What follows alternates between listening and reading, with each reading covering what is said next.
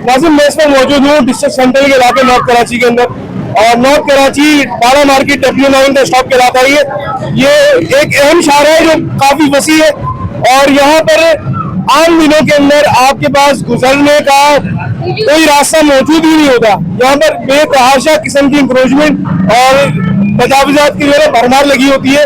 और आज इलाका मकीन की कंप्लेंट के ऊपर DMC new Karachi encroachment team और AC new Karachi captain Munib साहब जो है वो खुद यहाँ अपनी टीम के हमरा मौजूद है और यहाँ पर जो है बाकायदा देखा जाता है मेरी पीछे किस तरीके से यहाँ पे काम किया जा रहा है। और जैसे इतलात के मुताबिक बताया जा रहा है कि जैसे इंक्रोचमेंट टीम यहाँ पे काम करने आई तो उसकी टीम को काम करने नहीं दिया गया, उसमें मदाखलत की गई लोगों की तरफ से। तो उसके बाद यहाँ पर नफरी जो है वो बुला ली गई है। ख्वाजा अजमेर नगरी और थाना शख्सियत की जो नफरी है वो इस वक्त जो है यहाँ पर आ चुकी है। और AC न्यू कराची और DMC डायरेक्टर उबैदुर रहमान साहब जो है वो खुद अपने टीम के हमारे मौजूद है। और यहाँ पर इस काम को जो है तेजी से जो है किया जा रहा है। जितनी भी इंक्रोचमेंट है, छज्जे वगैरह है, दुकान से बाहर जो तजावुजात है उनका सफाई किया जा रहा है।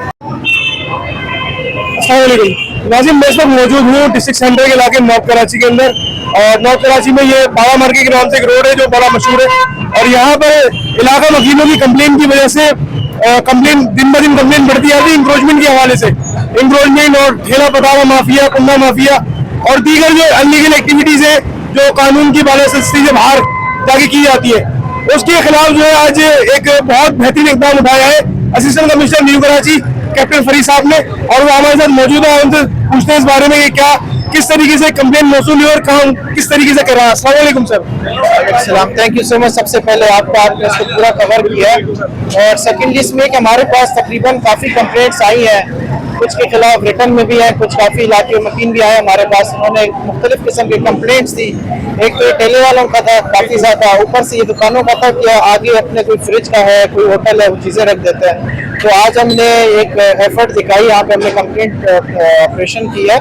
जिस तरह आपने देखा पिछले दिनों में भी कमिश्नर साहब के डायरेक्शंस थे, फिर प्रॉपर एक SOPs इशू है और साथ साथ DC साहब की तरफ से भी डायरेक्शंस थे हमारे। तो आज हमने ऑपरेशन किया और अल्हम्दुलिल्लाह काफ़ी हद तक जो हमने इसको क्लियर भी कर दिया। सर मुझे बताइएगा, सुनने में आया कि जब आप लोग काम कर रहे हैं तो यहाँ जो इंक्रोचमेंट माफिया के लिए तो इनकी तरफ से मदाखलत भी जो है वो आई सामने।